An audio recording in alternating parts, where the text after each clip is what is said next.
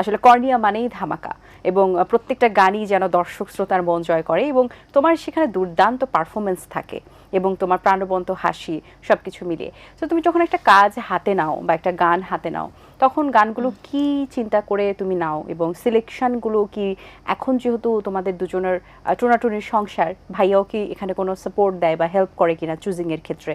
এবং সেক্ষেত্রে তুমি যেহেতু বাইরে আউটগোয়িং অনেক স্টেজ শো করছো, বিভিন্ন ইন্টারন্যাশনাল লেভেলে তুমি বাংলাদেশকে রিপ্রেজেন্ট করছো, এই ক্ষেত্রে তার সাপোর্ট যেহেতু ভাইকে আমরা আজকে পাচ্ছি না, এই কারণে তোমাদের এই যে লাভিং ব্যাপারটা একটু আরেকটু জানতে চাই আসলে, যে কি ঘটে কাজের মাধ্যমে, সেটা কিভাবে প্রকাশ পায়? আলহামদুলিল্লাহ, এই ক্ষেত্রে আমি সত্যিই খুবই লাকি মনে করি, কারণ নাবিলের একদম 200% সাপোর্ট পাই আমি। এবং সে আমার মানে লাইফে যখন প্রথম আসার পর থেকে আমার মিউজিক যে ডেভেলপমেন্ট, আমার আগে যে সাউন্ড ছিল, আমরা 5 জন মিউজিশিয়ান ছিলাম তখন, পারকাশন টারকাশন দিয়ে। তো এখন আমরা 5 জনই আছি, বাট সাউন্ড ইঞ্জিনিয়ার অ্যাড হয়েছে আর একটা পারকাশন বাদ হয়েছে, কারণ এই বাকি যে টেকনিক্যাল ব্যাপারগুলো এগুলো সবই নাবিল দেখে। অ্যান্ড সাউন্ডটা অনেক বেশি বোল্ড হয়েছে অ্যান্ড অনেক স্ট্রং হয়েছে। সো গানের সিলেকশন বলো, আবার নতুন কিছু যখন করি সেক্ষেত্রে আমি ওকে সবসময় শোনাই, অ্যান্ড ওর যখন ভালো লাগে বলে দেবে যে হ্যাঁ ভালো লাগছে, আর যখন ভালো লাগে না এরকম আর কি করবে, স্কিপ ইট। তো তার কথা আমি সবসময় চেষ্টা করি যে শোনার জন্য, কারণ যেহেতু সেও নিজে অনেক আগে থেকে সিনিয়র একজন মিউজিশিয়ান, এবং সে ব্যান্ড করে এসেছে, সাবকনশিয়াস আর ওনার মানে বড় বড় আর্টিস্টের সাথে কাজ করেছে। সো আমি তাকে একটু অবশ্যই করি যে ঠিক আছে এই জিনিসটা করা যাবে না।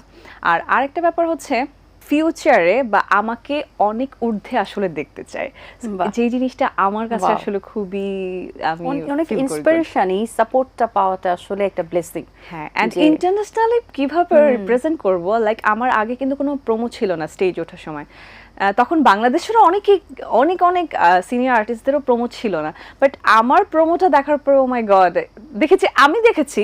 অ্যান্ড আমার ইনিয়ার আমি যখন ইউজ করতাম তখন অনেকেই ইউজ করতো না, আমার নিজস্ব মাইক্রোফোন আমি যখন ইউজ করতাম তখন অনেকেই করতো না। তো এই যে ব্যাপারগুলো সবই নাবিল আসলে আমাকে সাপোর্ট করেছে। খুব ভালো।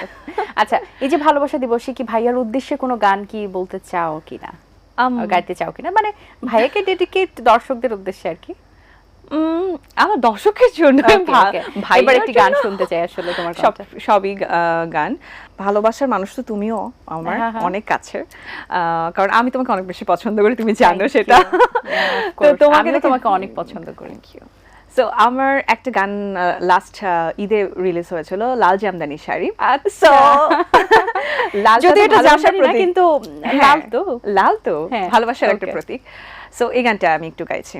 ফুলে চন্দন ফোটা তোমার মুখটা চাঁদের আলো, ঘুম চোখে স্বপ্ন তোমায় দেখতে লাগে ভালো, চলে যায় অযথায় অন্তরটা, তুমি নাই কাছে তাই অভাবটা, এভাবেই চলে যাবে জীবন তাড়াতাড়ি, চাই না টাকা কাড়ি কাড়ি, লাল জামদানি শাড়ি তোকে আমায় দিন না, যাব না বাপের বাড়ি, চাই না টাকা কাড়ি কাড়ি, লাল জামদানি শাড়ি তোকে আমায় দিন না, যাব না বাপের বাড়ি।